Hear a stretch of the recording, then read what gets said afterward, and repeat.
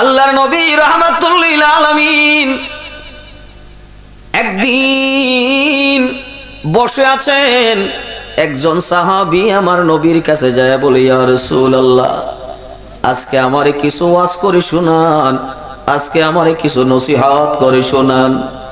কি নসিহত শোনাবেন? আল্লাহর নবীর কাছে গেলেন, যায় বলে, ইয়া রাসূলুল্লাহ, আমারে কিছু নসিহত করেন, আমারে কিছু ওয়াজ করেন। কি ওয়াজ করবেন? ওই আয়াতের ওয়াজ করেন। আমার আল্লাহ যে কোরআনে বলছেন, ইয়াউমা ইউনফাখু ফিস-সূরি ফাতাতুনা আফওয়াজা।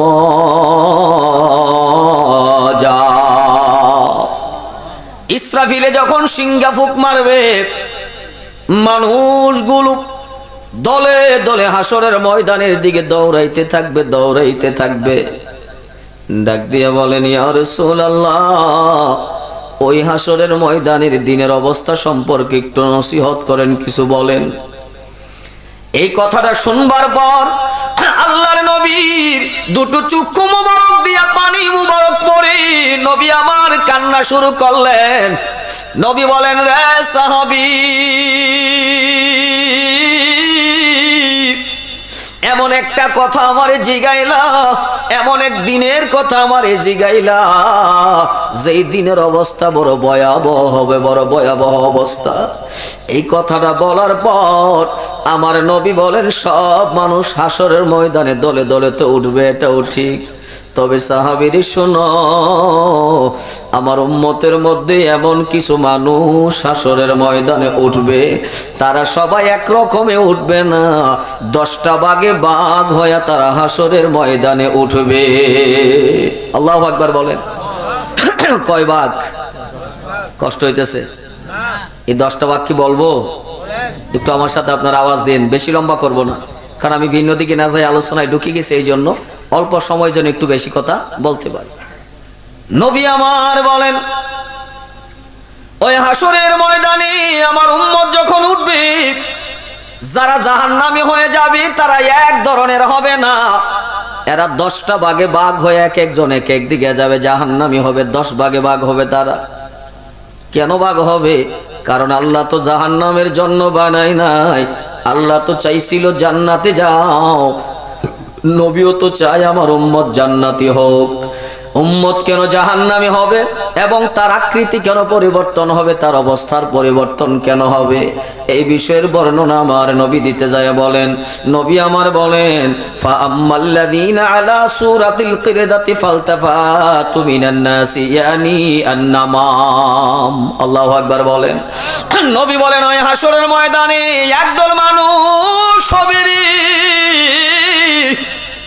ওই মানুষগুলো মানুষের মতো হাসরের ময়দানে উঠবে না, ওই মানুষগুলো বানরের সুরতে হাসরের ময়দানে উঠবে। কি সুরত? কোন সুরত? বানরের সুরতে হাসরের ময়দানে উঠবে। এবার আল্লাহর নবী রাহমাতুল লিল আলামিন বলেন, কেন বানরের সুরতে উঠবে জানোনি? তারা দুনিয়াতে কি করত? কই তাদের দুনিয়াতে অভ্যাস ছিল, ওই মানুষগুলো দুনিয়ায় মানুষের চুগলখড়ি করত। নাউজুবিল্লাহ বলেন। চুগলখোর আছে কি নাই? চুগলখোর আছে। দুনিয়াতে মানুষগুলো চুগলখড়ি করত, দুনিয়াতে মানুষের দোষ বলে বেড়াইতো, চুগলখড়ি করত। কই মানুষগুলি মারা যাওয়ার পর হাসরের ময়দানে যখন তারা উঠবে, কবরে তো শাস্তি পাবে, হাসরে ওঠার পর আল্লাহ তাদেরকে বানরের সুরত দিয়া জাহান্নামে পাঠাবে। ওই মানুষগুলো বানরের সুরত লইয়া জাহান্নামে যাবে। 2 নম্বরে নবী বলেন, আরেক দল মানুষ হবে, ওয়াম্মাল্লাযীনা আলা সূরাতিল খানাজির, আরেক দল মানুষ হবে যারা শুকরের সুরতে জাহান্নামী যাবে, শুকরের সুরতে ময়দানে থাকবে। ওই মানুষগুলি কারা রে? নবী আমার বলেন, ওই মানুষগুলি হলো তারা ফাহলুস সুহতি ওয়াল হারাম ওয়াল মাসকি, যেই মানুষগুলো দুনিয়াতে হারাম খাইতো, ঘুষ খাইতো, হারাম উপার্জন করত, যেই মানুষগুলো দুনিয়াতে হারাম ভক্ষণ করত, হারাম রুজি করত, হালাল হারামের যাচাই নাই, টাকা আছে দরকার, টাকার দরকার, রুজি কর। কারণ নবী আমার অন্য হাদিসে বলেন কিয়ামতের এমন একটা আলামত নবী বলছেন, এমন এক সময় আসবে আমার উম্মত দুনিয়ার পাগল হবে, কোনটা হালাল আর কোনটা হারাম যাচাই করবে না। এখন আছে কি নাই? কথা বলেন আছে কি নাই? হালাল কোনটা হারাম কোনটা যাচাই করবে না, শুধু টাকার দরকার, দুনিয়া দরকার, দুনিয়া দরকার। এরে নবীর উম্মত হালাল হারাম যাচাই না করে দুনিয়ার জন্য পাগল হয়ে গেছো। অথচ আমার নবী এই দুনিয়ার পিছনে দৌড়াই নাই, আমার নবীর সাহাবীরা দুনিয়ার পিছনে দৌড়াই নাই। আমার নবী দুজাহানের বাদশা নবী ঘুমাইলেন, এমন এক বিছানায় ঘুমাইলেন যেই বিছানায় ঘুমাইবার পরে খেজুর পাতার চাটি, কিসের পাতা? খেজুর পাতা দিয়ে বুনানো চাটি, খেজুর পাতার চাটিতে রাসূল আমার ঘুমাইলেন। নবীজির শরীর মোবারকে খেজুর পাতার দাগ লেগে গেল। এতে বোঝা যায় নরম কোনো বিছানা তার উপরে আর ছিল না, খেজুর পাতার দাগ। সাহাবীরা আয়েশা বলেন, ইয়া রাসূলুল্লাহ, নবী গো নরম একটা বিছানা এনে দেয়, ওই নরম বিছানার মধ্যে আপনি শুইবেন, কারণ আপনার শরীর মোবারকে চাটায়ের দাগ লেগে গেল। নবী আমার বলে, সাহাবীরা রে, এই দুনিয়াটার জন্য কেন এত পাগল? কারণ এই দুনিয়া কেমন জানো, মানুষ যখন রাস্তা দিয়ে পথিক যখন হাঁটে, হাঁটার সময় তার ক্লান্তি লাগলে গাছের ছায়ার নিচে বসে একটু আরাম করে, আবার গাছের ছায়ার নিচ থেকে সে তার গন্তব্যে চলে যায়। নবী বলেন এই দুনিয়াটা হলো একটু মাত্র বিশ্রামের জায়গা, এই দুনিয়াটা তো সারা জীবন থাকার জায়গা না। এই দুনিয়ার জন্য এত পাগল হওয়া দরকার নাই। এর যেই নবী চাইলে আল্লাহ প্রতিদিন জান্নাতি বিছানা বিছায়া দিতেন, ঠিক কিনা বলেন? নবী যদি চাইতেন আল্লাহ আজকে আমার জান্নাতি বিছানা দাও, প্রতিদিন নতুন নতুন জান্নাতি বিছানা বিছায়া দিতেন। কিন্তু আমার নবী প্রতিদিনের আরাম চায় নাই, নবী চাইছেন আমার উম্মত যেন আখিরাতে বড় আরামে থাকতে পারে। আল্লাহু আকবার বলেন। নবী এত কষ্ট করলেন, আর এখন নবী বলেন আমার উম্মতের এমন কিছু উম্মত হবে হালাল হারামের যাচাই করবে না, বাছাই করবে না, শুরু করবে হারাম রোজগার, হারাম হাওয়া। ওই হারাম যখন খাবি ওই মানুষদের এমন দুরবস্থা হবে। এবার নবী আমার বলেন, ওয়াম্মাল মানকুসুনা রুউসাহুম ওয়া বুজুহাহুম ফাআকুলুস সুহুদ ফাআকুলুর রিবা। নবী বলেন উম্মত আরেক দল হবে যাদের পা গুলি থাকবে উপরে। কোথায় থাকবে? কষ্ট হইতেছে? পা থাকবে কোথায়? পা থাকবে উপরে, মাথা থাকবে নিচে, হাতের উপর বর করে করে হাসরের ময়দানে হাঁটবে। কই এমন শাস্তি কেন হবে? নবী বলেন এমন শাস্তি হওয়ার কারণ ওই মানুষগুলো দুনিয়াতে সুদ খাইত। কি খাইতো? কি খাইতো? আসেনি? আছে না? সুদের অনেক গুনাহ আছে, 70-এর উপরে গুনাহ। এর মধ্যে সুদের যে একটা গুনাহ শুধু বলি, কই একটা দিরহাম যদি কেউ সুদের খায়, আল্লাহর নবী বলেন সে যেন মায়ের সাথে, আপন মায়ের সাথে 36 বার জিনা করলো। কতবার? তাইলে গুনাহটা ছোট না বড়? অনেক বড় গুনাহ। খেয়াল করো রে নবীর উম্মত, আল্লাহর নবী তারপরে বলেন ওয়াল উমিয়ুম মাইয়াজুরু ফিল হুকমে। হাসরের ময়দানে আরেকদল মানুষ উঠবে, যেই মানুষগুলো অন্ধ হয়ে হাসরের মাঠে উঠবে। তারা চোখে দেখতে পাবে না, অন্ধ হয়ে উঠবে। দুনিয়াতে চোখ ভালো ছিল, কিন্তু হাসরের ময়দানে উঠবে অন্ধ হইয়া। অন্য আয়াতে বলেন তারা আল্লাহর কাছে বলবে, আল্লাহ লিমা হাশারতানি আ'মা ওয়া ক্বাদ কুনতু বাসীরা।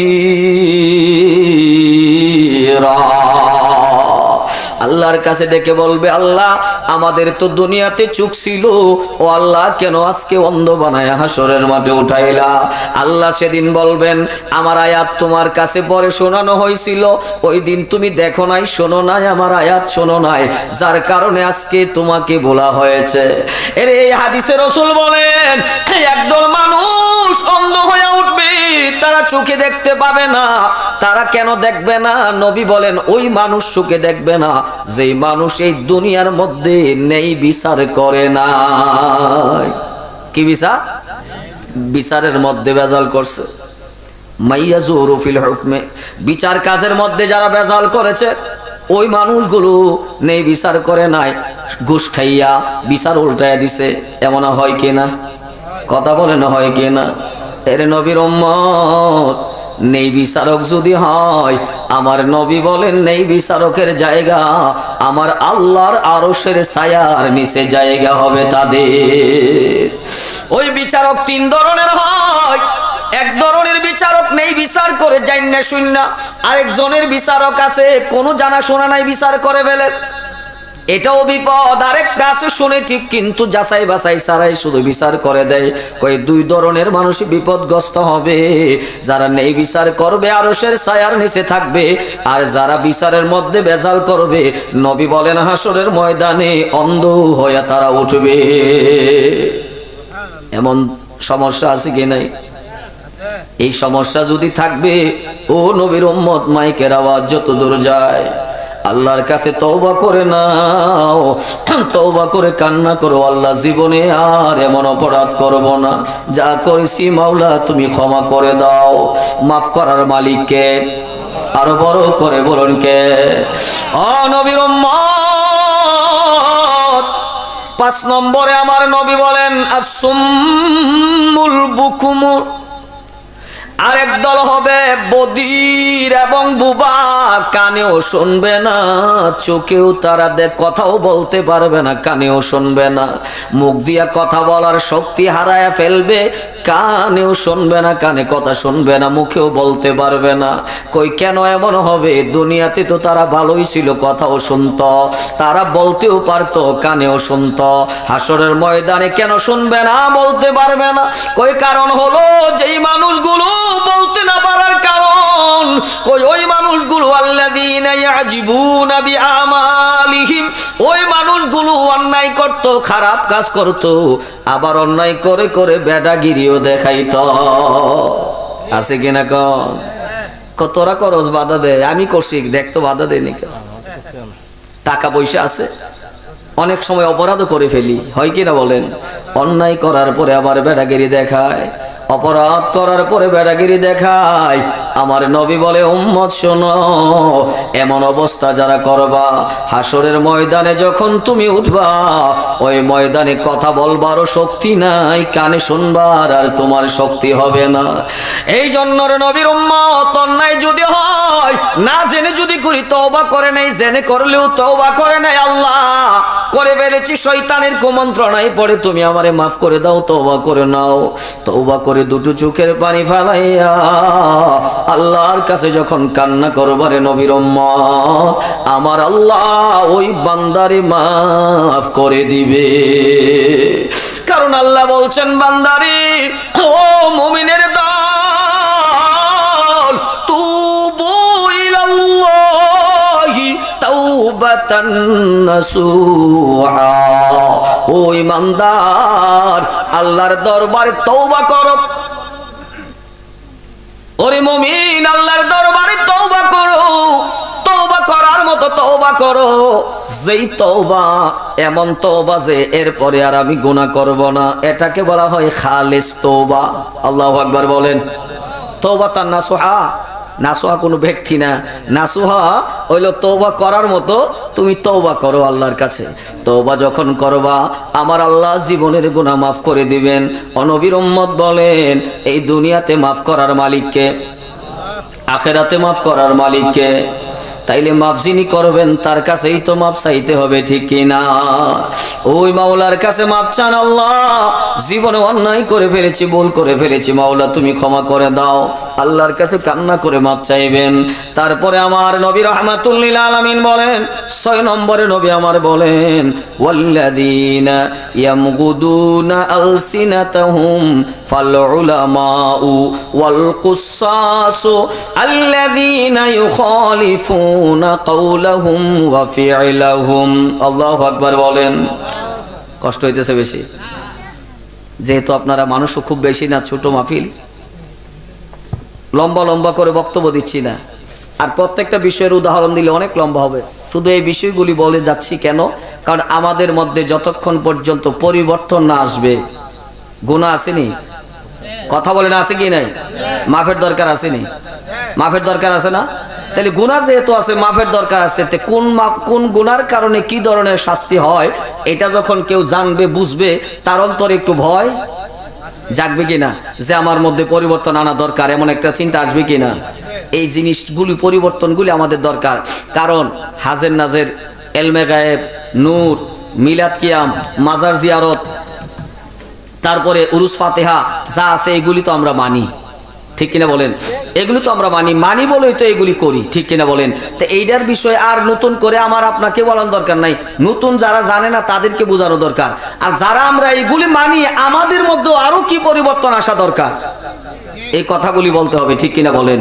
কারণ আমরা ওই পরে আসি এমন জায়গায়, একই কথা বারবার শুনতে শুনতে তখন আর ওয়াজ মাহফিলে আসতে মন চায় না। আসলে গেলে আর কি তৈব, এই ওয়াজ ঋতু করবো। আরে না, ওয়াজ কাহাকে বলে বুঝতে হবে। ওয়াজ অর্থ হইল নসিহত, ওয়াজ অর্থ নসিহত, ওয়াজ অর্থ হইল মানুষকে নসিহত করা, এই কাজ করলে ভালো হবে, এটা করলে মন্দ হবে, এটা করো না, এটা করো, এইগুলি বুঝাইয়া দেওয়া মানুষকে, এটার নাম হইল ওয়াজ। এটার নাম হইল, অসুবিধা হইতেছে না তো? এবার আসেন নবীর উম্মত। আল্লাহর নবী বলেন, 6 নম্বরে বলেন, এমন একদল আলেম হবে, এমন একদল আলেম দুনিয়ায় হবে, যে আলেমগুলো দুনিয়াতে মানুষের কিস্সা কাহিনী বলে বলে বুঝাইতো, নিজে কইতো কিন্তু নিজের মধ্যে সেটা ছিল না। এমন আলেম কইতো একটা করতো, আর একটা নিজের মাঝে ছিল না, মানুষের বুঝাইতো। ওই আলেমের জিহ্বাটা বের হয়ে হাসরের ময়দানে জ্বলতে থাকবে, বুকের উপরে জ্বলতে থাকবে। ওই আলেমের শাস্তি হলো এটা, জিহ্বা বের হয়ে বুকের উপরে জ্বলবে। কই কারণ কি? কই মানুষের বুঝাইতো কিন্তু নিজের মধ্যে সেটা ছিল না, মানুষের বলতো নিজের মধ্যে সেটা ছিল না, কর্মের মধ্যে ছিল না। কিন্তু ওই কাজ যারা করবে, এই সমস্ত কথা যারা বলবে, ওই বক্তাদের ব্যাপারেও আমার দয়াল নবী সতর্ক করে গেছেন। কারণ এই দুনিয়ার মধ্যে এমন কিছু বক্তার আবির্ভাব হয়েছে যারা দুনিয়া পাওয়ার জন্য পাগল, আখিরাতের কথা মানুষকে বুঝায় কিন্তু নিজের অন্তরে দুনিয়ার লোভ আছে কিনা? কষ্ট হয়। আমি সবার বদনামের জন্য বলছি এমন না, সতর্কতার জন্য বলছি। কারণ দুনিয়ার জন্য আপনি যদি মনে করেন আমারে দাওয়াত দিছেন, কি দিছেন? আমারে দাওয়াত দিছেন, আমি আসার আগে বলছি যে আমাকে লাগবে 50,000 টাকা লাগবে, 50,000 না দিলে আমি ওয়াজ করতারি না। তাই 50,000 টাকা যদি কন্ট্যাক্ট করে আমি আইসা আপনারা যদি কাইন্দা কাইটা বুঝাই, বাবা রে দিনের পথে চললো, দুনিয়ার পাগল হইও না, আল্লাহ রসুলের পথে চলো, দুনিয়ার জন্য এত পাগল হইও না। আচ্ছা বলেন তো, টাকাটা কি দুনিয়া না আখেরাত? টাকাটা কি দুনিয়ার না আখেরাত? তা আমি 1 ঘন্টা কথা কমো, আমারে 50 লাগবো, আর আপনার দুনিয়া আমি বুঝাইতেছি, আর দুনিয়া সাইরা দেন, আখেরাতের পাগল হন বুঝাইতেছি। আপনি কি আখেরাতের পাগল হইবেন?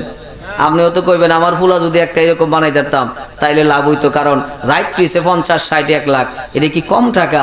এটা তো 1 মাসে একটা লোক বেতন পাবে, একটা ইমাম সাহেব সারা মাস মেহনত করে বেতন পায় 5,000, ঠিক কিনা? সারা মাস মেহনত করে বেতন কয় 5,000, চাকরি করি 1 মাস পরে বেতন মোটামুটি এখন যে অবস্থায় আছি 20,000 হয় না, আরো কম হয়, 20-এর নিচে বেতন পাই। 1 মাস পরে চাকরি কইরা স্কুলে মাদ্রাসাতে পড়ে, স্কুলে যারা পড়ায় তারা 20,000 উপরে টাকা পায়, অনেক প্রিন্সিপালরা একটু বেশি পায়, এক এক অবস্থানে টাকা পায়। কিন্তু ইমাম সাহেবরা তো করে বেশি কম, ঠিক কিনা? সামান্য 1 মাস মেহনত করে ফজরের নামাজে আপনি উঠতারেন না, ইমাম সাহেব কিন্তু উঠন লাগে, উঠন লাগে না? আপনি আমি উঠি না, ইমাম সাহেব মুয়াজ্জিন উঠে আজান দেয়, এদের বেতনের বেলা কম, তাও আবার মোটামুটি 2-3 মাস বাকিও তাহে। ইমাম সাহেব একটু শোয়া টুয়ে নিয়েন, কাজের দিন পারি না যে ব্যবস্থা করে দিব, উনি এরাও তো থাকতেছে না। ইমাম সাহেব 1 মাস পরে বেতন ভাই কত? ইমাম সাহেব প্রত্যেক জুমার নামাজে ওয়াজ করে না? প্রত্যেক জুমার নামাজে আপনারা আমারে খুতবা পড়ে পড়ে ওয়াজ করে বুঝাইতেছে। এই ওয়াজ শুনে আমি বেটারে হাদিয়া কিন্তু দেই না, হাদিয়া দেই, হাদিয়া কিন্তু ওই মাসেরটা ওই, কিন্তু আমি 1 ঘন্টা ওয়াজ করবো, আমার এত দেওয়া লাগবে। এরপরে আমি যদি কই এটা আখেরাত, তাইলে এটা আপনি বুঝেন, আমারে কিছু বলা দরকার নাই, আপনি বুঝেন আসলে দুনিয়া না আখেরাত। কোনটার পাগল, কোনটার পাগল? অথচ এই দুনিয়ার পাগল তুমি হয় না। রে নবীর উম্মত, আমার নবী রাস্তা দিয়া হেঁটে যায়, হাদিস শরীফ লেখা আছে এখানে। নবী আমার বাজারের উপর দিয়ে হেঁটে যায়, হঠাৎ করে নবী আমার তাকায়া দেখলেন, নবী আমার দেখলেন একটা মরা ছাগলের বাচ্চা পড়ে আছে, কানটা ছোট, কান ছোট, কানওয়ালা একটা মরা ছাগলের বাচ্চা পড়ে আছে। নবীজি ওই বকরির বাচ্চার কান ধরে যাইয়া সাহাবীদেরকে ডেকে বললেন, এই শোনো শোনো শোনো, তোমাদের মাঝে কেউ আছো কি না, এইটারে 1 দিরহাম দিয়া কিনবা।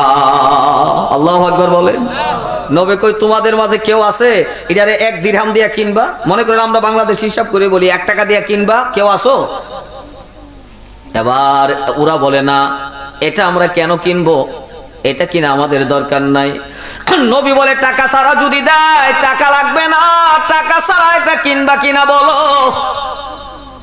সাহাবীরা কই, হুজুর বিনা পয়সায় দিলেও নিব না, কারণ এটা তো এমনিতেই কান ছোট আবার মরা, এটা দিয়ে আমরা কি করব, মরাটা দিয়ে তো কোনো লাভ নাই, কান ছোট এমনিই তো কিনতাম না, জেতা থাকলেও তো না, মরে গেছে, এটা কিনা তো আমাদের কোনো দরকার নাই, এটা নিব না, টাকা ছাড়া দিলেও নিব না। এবার নবী আমার বলেন, সাহাবীরা রে, তোমরা এইটারে যতটা ঘৃণা করছো, টাকা ছাড়া দিলেও এই মরাটারে নিবা না। ও সাহাবীরা শুনে রাখো, আল্লাহর কাছে এই দুনিয়াটা এর চাইতে আরো নিকৃষ্ট। আল্লাহু আকবার বলেন। আল্লাহর কাছে এই দুনিয়াটা এর চাইতে আরো নিকৃষ্ট। এই জন্য রে নবীর উম্মত, নিজের মধ্যেও থাকতে হবে, অন্য কেউ বুঝাতে হবে। তারপরে আমার নবী রাহমাতুল লিল আলামিন বলেন, ওয়াল মুকাত্তাআতু আইদিহিম ওয়া আরজুলিহিম আল্লাযীনা ইউযুনাল জিরানা। নবী আমার বলেন, উম্মত, আরেক দল মানুষ হাসরের ময়দানে উঠবে, যেই মানুষগুলির হাত কাটা থাকবে, পাও কাটা থাকবে, হাত পা কাটা অবস্থায় হাসরের ময়দানে উঠবে। কই কেন উঠবে রে, এমন অবস্থা তাদের কেন হবে? নবী বলেন, ওই মানুষেরা দুনিয়াতে প্রতিবেশীরে কষ্ট দিত। ইউজুনাল জিরানা, ওই মানুষগুলো দুনিয়ায় প্রতিবেশীরে কষ্ট দিত। আজকে বলেন, বাড়ি বাড়ি একসাথে 2 বাড়ি থাকলে বাড়ি বাড়িও ঝগড়া হয়, কথা হয়, কাটাকাটি হয়, ওই বকাবকি হয়। কই এমন মানুষ, এই মানুষটা তার প্রতিবেশীরে কষ্ট দিত, প্রতিবেশীরে বেশি যন্ত্রণা দিত। এর নবীর উম্মত শুনে রাখেন, একজন সাহাবী আইসা আমার নবীর কাছে বলেন, ইয়া রাসূলুল্লাহ, আমি মাতা কুনু মুহসিনান, নবী গো, আমি কবে মুহসিন হব, আমি কবে মুহসিন হব, আমি কবে আল্লাহওয়ালা হব? আমার নবী বলে, রে সাহাবী শোনো, তোমার প্রতিবেশী তোমারে যেদিন মুহসিন বলবে, সেদিনই তুমি মুহসিন হইবা। বড় করে বলুন সুবহানাল্লাহ। মুহসিন তো আর বুঝেন নাই, যিনি দয়া করেন, ইহসান করেন। আমি এরকম মুহসিন কখন হব? কই তোমার প্রতিবেশী যেদিন সাক্ষী দিবে তুমি মুহসিন, সেদিন তুমি মুহসিন। এর মানে প্রতিবেশী সাক্ষীটা অনেক বড়, অনেক। তোমার প্রতিবেশী যদি কই লোকটা আল্লাহওয়ালা, সে কোনোদিন কাউকে কষ্ট দেয় নাই, নবী বলেন সেদিন তুমি মুহসিন হইবা। আল্লাহু আকবার বলেন। কোরআনের আরেক আয়াতে আল্লাহ কি বলেন? ইন্না রাহমাতাল্লাহি করিবুম মিনাল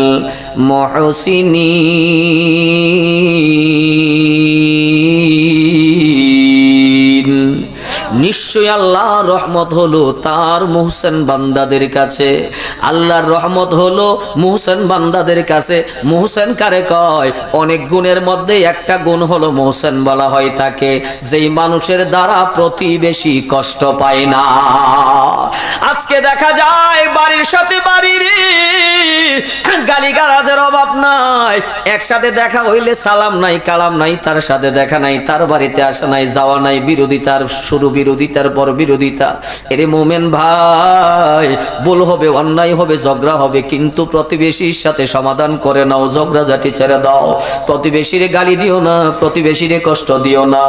ওরে মা বোনেরা যারা আছো, প্রতিবেশী মহিলারা একজন আরেকজনের সাথে মিলেমিশে চলবা, কাউকে গালি দিও না, কষ্ট দিও না। কারণ প্রতিবেশীরে কষ্ট যদি দাও, ওই প্রতিবেশীর কষ্ট আমার আল্লাহ সইতে পারে না। হাসরের ময়দানে হাত পা কাটা অবস্থায় ওই বান্দারে উঠাবে। বড় করে বলুন নাউজুবিল্লাহ। এবার নবী আমার বলেন, উম্মত আরেক দল মানুষ হবে, আল মুসলাবুনা জাযইন নারি আসওয়াদাতু বিন্নাসি ইলা সুলতান। আরেক দল মানুষ হাসরের মাঠে উঠবে, যাদের পেটের ভিতরে আগুনের শলা ঢুকায় রাখা হবে। ওই মানুষগুলির পেটে দিয়ে আগুনের শলা ঢুকায় রাখবে। কই কেন? কই কারণ হলো, আগুনের শলা ঢুকানোর কারণ হলো রে, ওই মানুষগুলো জালেম বাদশার কাছে মানুষের ধরে ধরে নিয়ে যাইত। নাউজুবিল্লাহ বলেন।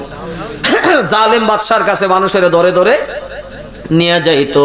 এমন তো ছিল ইসলামের প্রাথমিক যুগেও, আপনারা শুনেছেন অনেক ঘটনা, আপনারা জানেন। এর নবীর উম্মত কত জালেম ছিল, মুসলমানদের উপর অত্যাচার নির্যাতন করেছে। কত জালিম ছিল, মুসলমানদের উপর এমন অত্যাচার, এমন নির্যাতন করেছে। ওই জালেমদের কাছে ধরে ধরে মুসলমানদেরকে নিয়ে যাইতো। ওই মানুষগুলির এই দুরবস্থা হবে, ওই মানুষগুলির দুরবস্থা হবে। তারপরে আমার নবী বলেন, উম্মত রে, আরেক দল মানুষ হবে যাদের শরীরের মধ্যে পচা দুর্গন্ধ থাকবে। এমন দুর্গন্ধ ব্যাখ্যায় লিখছেন, যেই মানুষগুলির দুর্গন্ধে হাসরবাসীরা তাদের কাছে আসতে চাইবে না। তার শরীরে এমন দুর্গন্ধ, যে দুর্গন্ধের কারণে হাসরের মানুষ তার কাছ থেকে দূরে থাকবে। আল্লাহু আকবার বলেন। এমন দুর্গন্ধ কেন হবে জানা দরকার আছে নি? দরকার আছে। আজকের আলোচনায় কি বেশি কষ্ট হইতেছে? আমার ভাইয়েরা ও নবীর উম্মত, দুর্গন্ধের কারণ কি? নবী আমার বলেন, এমন দুর্গন্ধের কারণ হবে, ওয়াল্লাযীনা হুম আশাদ্দু নাতানাম মিনাজ-জিফ الذين يتمتعون بالشهوات واللذات يمنعون حق الله تعالى من أموالهم।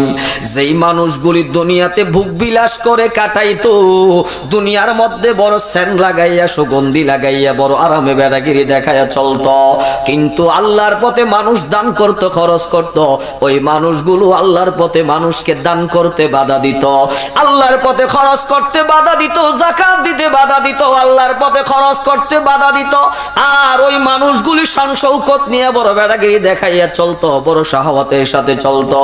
আল্লাহর নবী বলেন, যে মানুষগুলি দুনিয়াতে বড় অহংকার করে বেড়ায়, হাসরের ময়দানে ওই মানুষগুলির এমন দুরবস্থা হবে, শরীরে এমন পচা দুর্গন্ধ, এই পচা দুর্গন্ধের কারণে মানুষ তাদের থেকে দূরে সরে যাবে। এর নবীর উম্মত,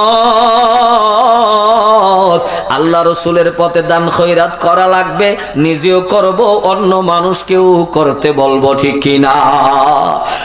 নিজেও আল্লাহর পথে খরচ করব, অন্য মানুষদেরকেও খরচ করতে বলবো, কেউকে খরচ করতে বাধা দিব না। এমন কিছু মানুষ আছে নিজেও খরচ করে না, আরেকজন করলেও দেখতে পারে না, আছে কিনা? নিজেও আল্লাহ রসুলের পথে দান করে না, কেউ করলে কি হইব, লাভ কি? নানান ধরনের কটূক্তি আগেও করতো, এরকমও এখনো কিছু মানুষের আছে। এর নবীর উম্মত, আল্লাহর পথে খরচ করো, নিজের সংশোধন করে লও, অন্যের হক নষ্ট করিও না। অন্যের হক নষ্ট করে কাবায় যায় যদি হজ করবা, তোমার কি লাভ হবে? তোমার মুসলমান ভাইয়ের হক নষ্ট করার পর। রে নবীর উম্মত, ওই রাহমাতুল লিল আলামিন নবীজির কাছে সাহাবায়ে কেরাম যাইতেন, বসতেন, নবীর থেকে আলোচনা শুনতেন। ঘটনা যেটা বলতেছি, এই নবী আমার বলার সময় নিজে নিজে কাঁদছেন, নবী আমার কান্না করছেন। কারণ আমি তো চাই না আমার উম্মত এমন বিপদগ্রস্ত হোক, কিন্তু উম্মতের মধ্যে যদি এমন আমল থাকবে, ওই উম্মত বিপদগ্রস্ত হবে, এই কারণে উম্মতের এই শাস্তি হবে। এবার আল্লাহর নবী রাহমাতুল লিল আলামিন বলেন, উম্মত 10 নম্বরে নবী বলেন, ওয়াল্লাযীনা ইয়ালবাসুনাল জালাবিবা ফাআহলুল কিবরি ওয়াল ফাখরি ওয়াল খাইলা। আল্লাহর নবী বলেন উম্মত রে, একদল মানুষ হাসরের ময়দানে উঠবে যাদের শরীরে থাকবে এমন এক পোশাক, যাদের শরীরে থাকবে আলকাতারার পোশাক পরা। কিসের পোশাক? আলকাতরা চিনেননি? আলকাতরা চিনেন না? এখনো যুবকরা হয়তো বা বুঝবে না, নৌকা নাই যেখানে চিনবে না। নৌকা যেখানে আছে আলকাতারা চিনে, নৌকার নিচে যেটা দেওয়া হয়, নৌকার মধ্যে যেটা আলকাতারা থাকবে তাদের পোশাক।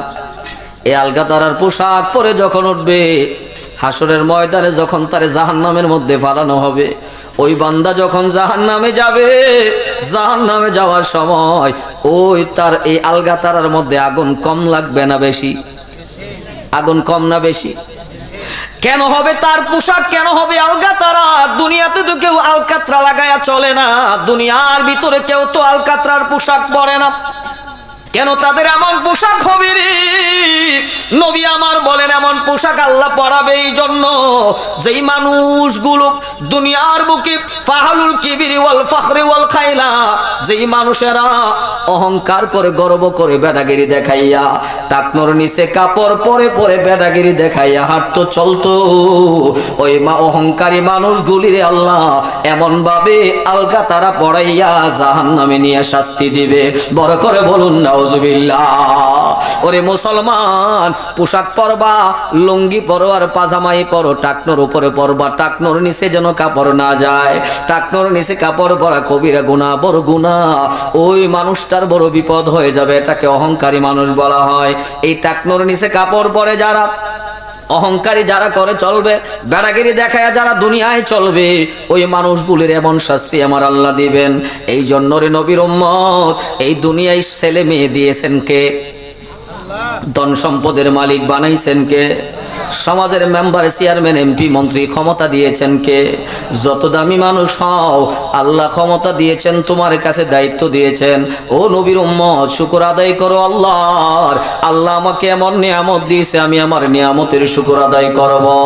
ওই নিয়ামতের শুকর আদায় না করিয়া দুনিয়ার মানুষের যদি দেখাইতে চাও, দুনিয়ার মানুষের যদি বুঝাইতে চাও, ও নবীর উম্মত, দুনিয়ার মানুষের বুঝাইলে লাভ হবে না, আমার আল্লাহর জন্য কাজ করা লাগবে, ঠিক কি না? ইবাদত হবে কার জন্য? আল্লাহর জন্য করা লাগবে। বেটাগিরি দেখায় যারা চলবে, আলকাতারার পোশাক পরায় আমার আল্লাহ তাদেরকে শাস্তি দিবেন। এই জন্য রে নবীর উম্মত, অহংকার করিও না। যদিও কোনো কারণে অহংকার এসে যায়, মনে মনে তওবা করে নাও, আল্লাহ আমি তো অহংকার করতে চাই না, তারপরও মনের ভিতরে অহংকার শয়তানের অসোয়াশায় ঢুকে গেল, আল্লাহ আমারে তুমি মাফ করে দাও রে নবীর উম্মত। কারণ যত বড় গুনাহগার আমরা হয়, আমাদের গুনার চেয়ে আমার আল্লাহর দয়া অনেক বড়, ঠিক কিনা বলেন? আল্লাহর দয়া যত গুনাই করছি। এখন প্রশ্ন করবেন হুজুর, তাইলে আর আমল করে লাভ কি? অনেকগুলি দুষ্ট আমাদের মাঝে আছে, আর আমল করে কি হবে? নারী নবীর উম্মত না, দুষ করে ফেলেছি, তওবা আল্লাহর দরবারে করে নাই।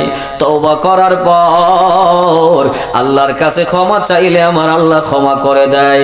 যত বড় গুনাহগার হয়, তওবা করলে আমার আল্লাহ মাফ করে দেয়। আরে শুনেন, বনি ইসরাইলের একটা যুবকের ঘটনা শোনেন। এক যুবক আমার রাসূলুল্লাহর যুগে আল্লাহর নবীর দরবারে হযরতে উমর ফারুক আসছেন। উমর ফারুক কাঁদতেছেন। নবী আমার বলেন, এটা রাসূলের যুগে, বলতেছেন নবী আমার জিগায়, ওমর কেন কান্দো, তোমার কান্নার কারণ কি? হযরত উমর ফারুক রাদিয়াল্লাহু তাআলা আনহু বলেন, নবী গো, আমার দরজায় একটা যুবক আইসা দাঁড়াইছে, ওই যুবক কাঁদতেছে, এই জন্য তার কান্না দেখে আমার কান্না আসলো। ওই যুবকের কান্না দেখে আমার কান্না আসলো। এবার নবী বলে, রে যুবক কেন কান্দে, তার কি অপরাধ? যুবকের ডাক দাও। যুবকের ডাক দিলেন।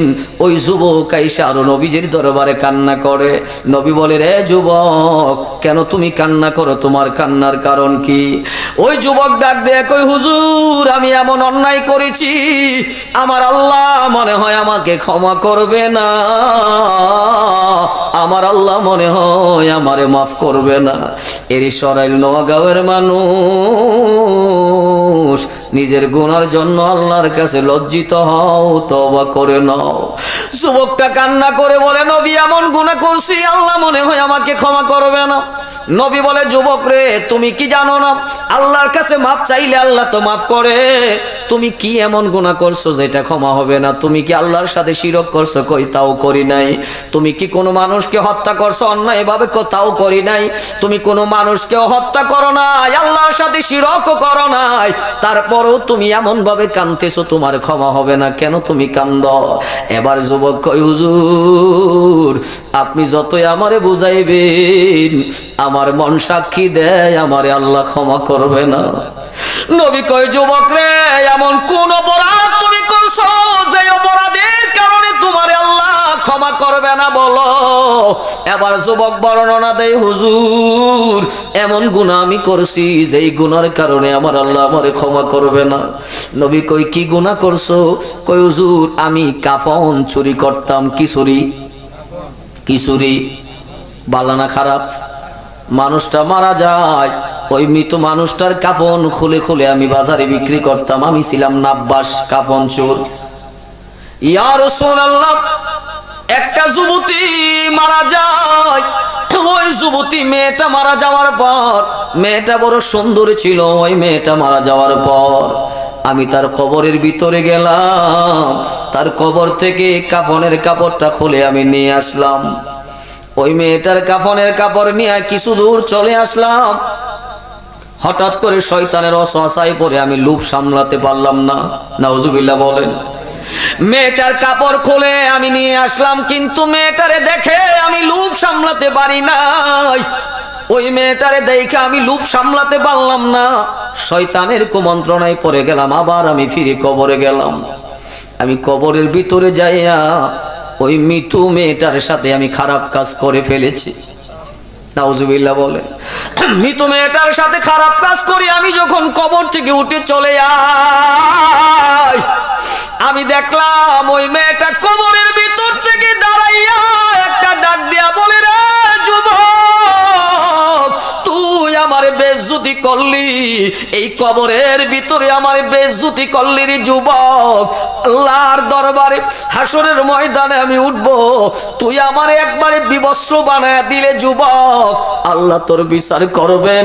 আল্লাহ যেন এই শাস্তি তোরে দেয়। আমি আল্লাহর কাছে বিচার দিলাম, যেই মাওলা বিচার করেন তার কাছে বিচার দিলাম, আল্লাহ যেন তোরে শাস্তি দেয়। তুই আমারে কবরের ভিতরে বেইজ্জতি করলি। যুবক বলে, ইয়া রাসূলুল্লাহ, ওই মেয়েটার আওয়াজটা এখনো আমার কানে বাজে গো নবী। আমি এমন গুনাহ করেছি, মনে হয় আমার আল্লাহ আমারে আর ক্ষমা করবে না। নবী মনের ভিতরে কষ্ট পায়া ধমক দিয়া কই, রে বেয়াদব, যা, তোর জায়গা আমার কাছেও নাই, যা, তুই আমার কাছ থেকে দূরে সরে যা। নবী আমার ধমক দিয়া দূরে সরায়া দেয়। ওই যুবকের এখন আর যাওয়ার জায়গা নাই। ওই যুবক এখন কার কাছে যাবে, কান্না করবে কার কাছে? এর বিপদে পড়ার পর বোঝা যায় আপন আর পরকে, ঠিক কিনা? এতদিন আল্লাহ চেনে নাই, ভয় পায় নাই, আজ বিপদে পড়ার পরে আল্লাহর ভয়, রসুলের ভয়। ওই যুবক আল্লাহর কাছে তওবা করে আর কান্দে, আল্লাহ আমি যুবক এমন অপরাধ করেছি, মালিক তুমি যদি ক্ষমা না করো আমার আর উপায় নাই। যুবক একা একা বসে বসে কান্দে। একদিন দুই দিন নয়, 40 দিন ওই যুবক যখন আমার আল্লাহর কাছে তওবা করলো। কতদিন? বড় করে বলেন কতদিন? 40 দিন যখন ওই যুবক আল্লাহর কাছে তওবা করে চোখের পানিগুলি ফালাইয়া কানলো, আমার আল্লাহর দয়া লেগে যায়। আমার আল্লাহ জিবরাইলে পাঠায়, ও জিবরাইল যাও আমার বন্ধু নবীর কাছে যাও, আমার বন্ধু নবী যেন আমার ওই বান্দাটারে মাফ করিয়া দেয়। বড় করে বলুন আল্লাহু আকবার। আরো বড় করে বলুন আল্লাহু আকবার। আমার বন্ধু নবীরে বলো, আমি আমার বান্দারে মাফ করে দিলাম, আমি তার তওবা কবুল করলাম, আমার বন্ধু যেন তারে মাফ করে দেয়।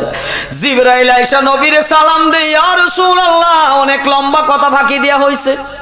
এবার কই হুজুর, আল্লাহ বলেছেন আপনি তারে ক্ষমা করে দিতেন, কারণ আমার আল্লাহর মায়া লেগে গেছে, আল্লাহ তার তওবা কবুল করেছেন, আমার নবী ওই বান্দারে মাফ করে দেয়।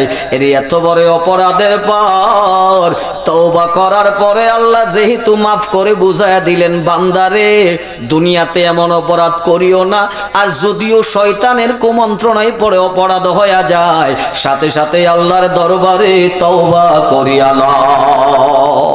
কাফন চুর কি আছে নাকি দেশ? কাফন চুরি কে কেউ করে এখন?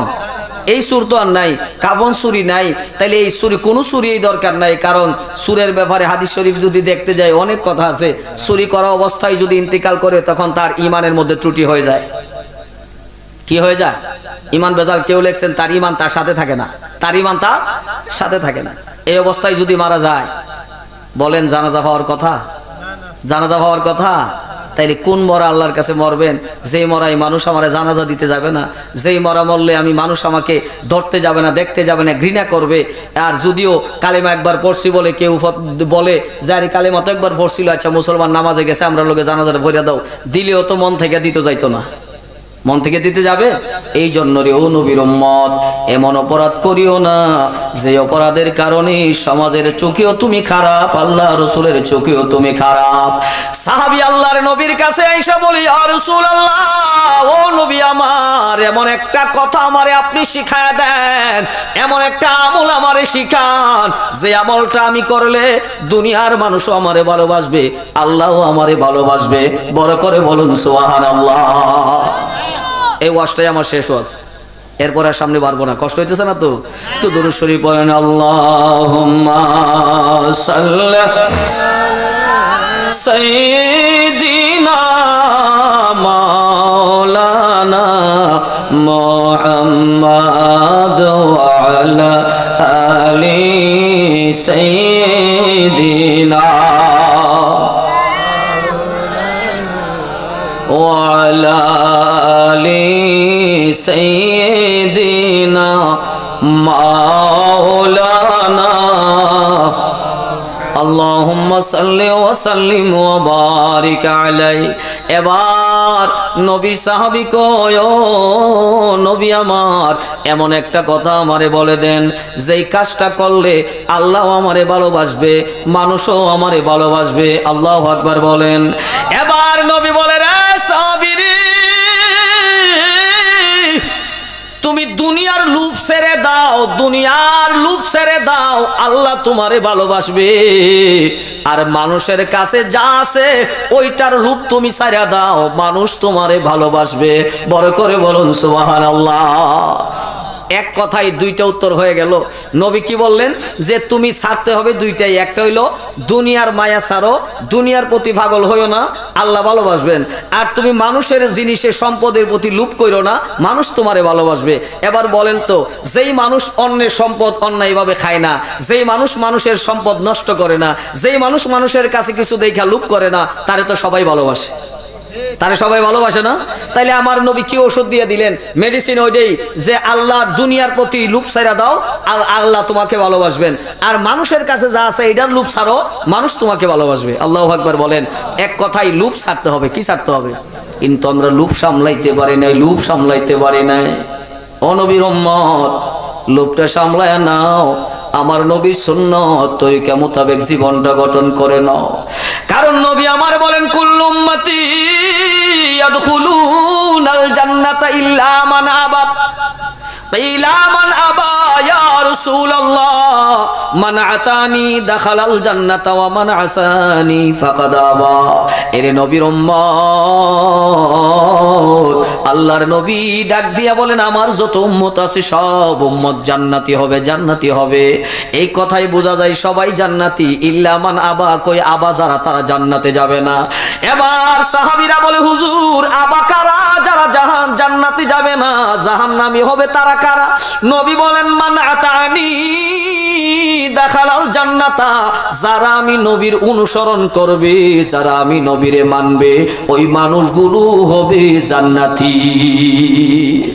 আর যারা আমি নবীরে মানবে না, ফাকাদ আবা, তারা হবে আবা, অর্থাৎ তারা জাহান্নামী হবে। এর নবীর উম্মত, নবী মানলে জান্নাতি, না মানলে জাহান্নামী। আমার নবী কেমনে মানবেন? নবী মানা কেমনে হয়? আমার নবী যাহা করছেন, যাহা করতে বলছেন, উম্মত যখন নবীর নির্দেশ মোতাবেক তাহা পালন করবে, আমার নবী মানা হইয়া যাইবে। বড় করে বলুন আল্লাহু আকবার। নবীর প্রতি তো বিশ্বাস অবশ্যই লাগবে। বিশ্বাস ছাড়া কি পার হওয়া যাবে? বিশ্বাস তো অবশ্যই লাগবে। আমার দয়াল নবী রাহমাতুল লিল আলামিনকে মানবেন। নবীরে মানার পর নবী যাহা করতে বলছেন, নবী বলেন, মান আহাব্বা সুন্নতি ফাকাদ আহাব্বানি ওয়া মান আহাব্বানি কানা মাইয়া ফিল জান্নাহ। নবী বলেন, আমার সুন্নতকে যে মহব্বত করলো, ভালোবাসলো, সে যেন আমি নবীরে ভালোবাসলো। আর আমি নবীরে যে ভালোবাসলো, ওই মানুষটা আমি নবীর সাথে জান্নাতে থাকবে। বড় করে বলুন আল্লাহু আকবার। আরো বড় করে বলুন আল্লাহু আকবার। এর নবীর উম্মত, আমার নবীর সুন্নতগুলি আমল করতে শুরু করে দাও। নবীর সুন্নতের আমল আস্তে আস্তে উঠেই যাচ্ছে। যদি আমি একটা একটা করে বলতে যাই তাহলে সময় লাগবে। দুই একটা বলে দেই। এই যে কি আওয়াবিনের নামাজ আসেনি, কোন সময় পড়ে? মাগরিবের নামাজের পরে। আওয়াবিনের নামাজ, চাষের নামাজ, ইশরাকের নামাজ আছে না? কই এই আমলগুলি কি এখন আছে? আমলগুলি এখন আছে? তাহাজ্জুদ আছে, চলে যাচ্ছে। এবার শুনেন, খাবারের মধ্যে নবীর সুন্নত আমল নাই। খাবার দস্তরখানা বিছায় খাওয়া সুন্নত, কিন্তু খাইতে বসছি দস্তরখান নাই। আছে কিনা বলেন? খাইতে বসছি, নবীর সুন্নতির বসার সিস্টেম নাই, নবীর সুন্নত নাই। তারপরে খাবার সময় বিসমিল্লাহ বলে শুরু করতে হয়, এমনভাবে শুরু করছি আইসা বিসমিল্লাহর খবর নাই। আছে কিনা? তাইলে এইগুলো নবীর সুন্নতগুলো প্রত্যেক জায়গাতে আছে, আমল করার চেষ্টা করবেন। কারণ নবীর সুন্নত কেন আমল করবে জানেন?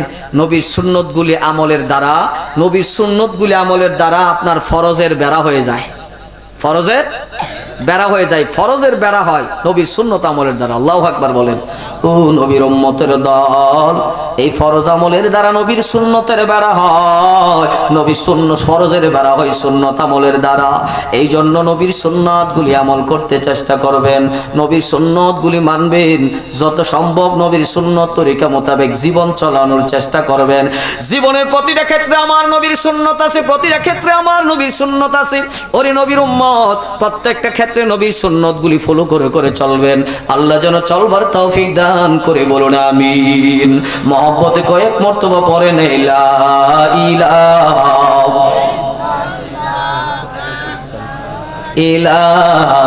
ইল্লাল্লাহ, লা ইলাহা ইল্লাল্লাহ, লা ইলাহা ইল্লাল্লাহ, লা ইলাহা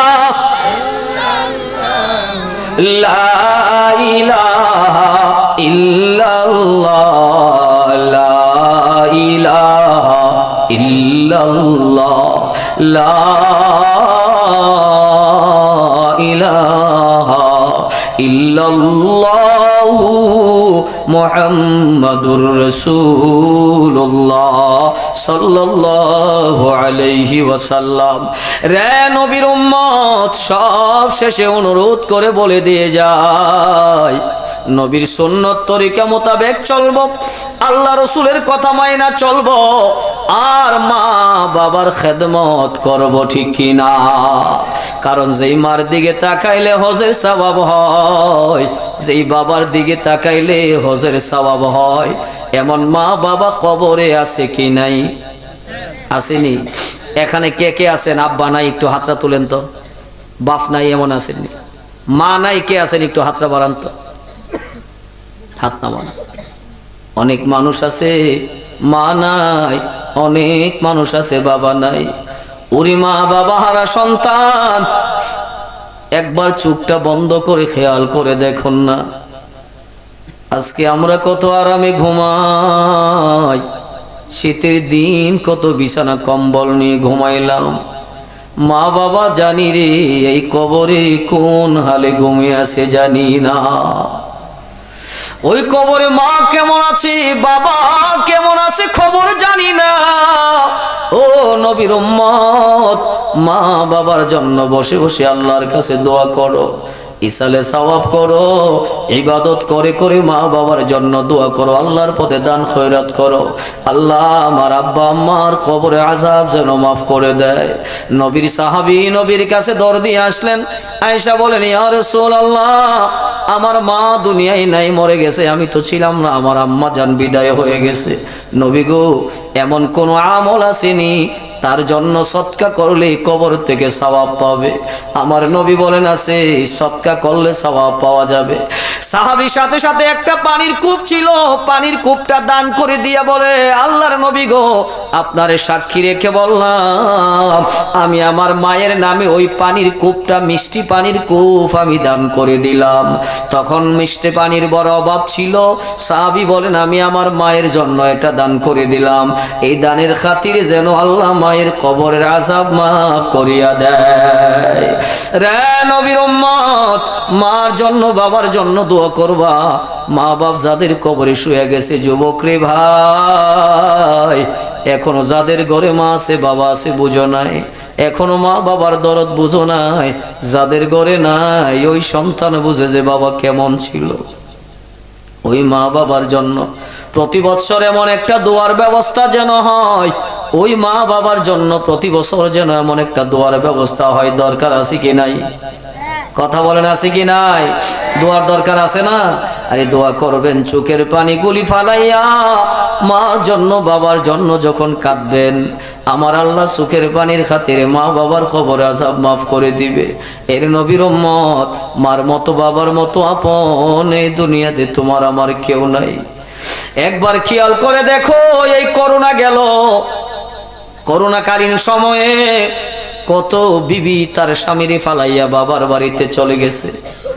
স্বামী করোনা, এই করোনার কারণে স্বামীর কাছে থাকতে চায় না, চলে গেছে। কিন্তু রে কত মা তার সন্তানের বুকে জড়াইয়া হাসপাতালের বিছানায় শুয়ে রইছে। মানুষগুলি বলছে, মা তোমার ছেলের করোনা, তুমি ওই সন্তানের যদি ছুঁইবা তোমার করোনা হয়ে যাবে। মা কেঁদে কেঁদে বলছে, রে আমি যদি মরেও যাই আমার কোনো দুঃখ নাই, আমি মা যদি মরেও যাই আমার কোনো কষ্ট নাই, কারণ আমি আমার সন্তানের একা ফালায়া যেতে পারবো না।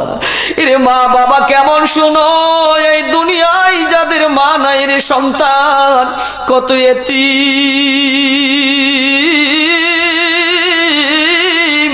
মাদ্রাসায় লেখাপড়া করে, এতিমখানার দিকে তাকাও, ঈদের ছুটি পাইলে কত ছেলে বাড়িতে যায়, আর কত ছেলে রে মাদ্রাসার বারান্দায় ঘুরে ঘুরে কান্দে, বাড়িতে যামু কার জন্য যামু, বাড়ি যায় কারে দেখবো, মাও নাই বাবাও নাই। এরে মা বাবা হারা সন্তান, ওই মা বাবার জন্য আল্লাহর কাছে দোয়া করো। যেই মা তোমারে আমারে পেটে লইয়া ঠিক মতো নামাজ আদায় করতে পারে নাই, যেই মা তোমারে আমারে পেটে লইয়া খাবার খাইতে বসছে, বাবা খাই, মা খাবারের প্লেটটা দিয়ে ঠেলা মেরে দিয়ে উঠে গেল, প্লেটটা দূরে সরাইয়া উঠে গেছে, স্বামী খাও, আমি খেতে পারবো না। কেন রে বিবি খাইবা না? ও স্বামী খেতে পারবো না, তোমার সন্তান পেটে নাড়া দিছে, ব্যথা শুরু হয়ে গেছে, খাইতে পারি না। সন্তান রে তোমারে আমারে পেটে লইয়া মা বেহুশ হইয়া পড়ে রইছে, পেটে ব্যথা, তারপরেও সন্তানের কষ্ট মা মনে রাখে নাই। সন্তান দুনিয়াতে আইসা যখন ওয়া ওয়া বলে চিল্লানি দিছে, মা সন্তানের কাছে জড়াইয়া এই সারা বছরের ব্যথা বলে গেছে। ওরে সন্তান, ওই মা বাবারে কোনোদিন কষ্ট দিও না, কারণ এই দুনিয়াতে থাকবা না, একদিন চলে যাওয়া লাগবে, ঠিক কিনা? ওরে মন কার লাগিয়া কান্দ দিবারাতি, ওরে মন কার লাগিয়া কান্দ দিবারাতি আপন আপন বইলা যারে ভাবছো সারাক্ষণ আসলে তো কেউ নয় তারা কেউ নয় রে আপন ওরে আজ না হয় কাল বুঝবে একদিন রে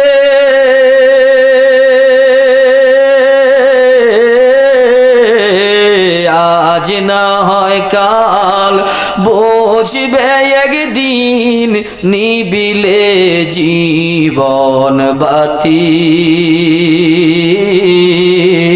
কার লাগিয়া কান্দ দিবারাতি ওরে মন